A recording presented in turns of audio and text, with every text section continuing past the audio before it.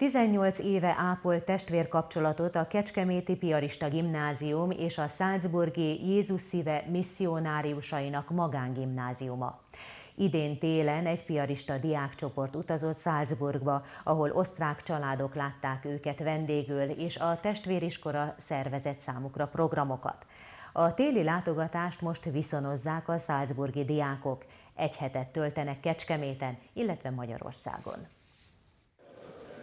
A 17 vendégdiák június 21-én pénteken érkezett városunkba, és a hétvégét piarista tanulók családjainál töltötték. Ma a megyeszékhely nevezetességeivel ismerkedtek, látogatást tettek a Leskovszky hangszergyűjteményben, jártak a Városháza dísztermében, és egyebek mellett megnézték a nagy templomot, a Kossuth szobrot, valamint a Cifrapalotát is. A főtéri séta a Barátok templomában ért véget, ahol Fehérvári Gábor, a piarista iskola tanára lepte meg őket egy rövid orgonakoncerttel. A nap eseményeit sportversenyek zárták.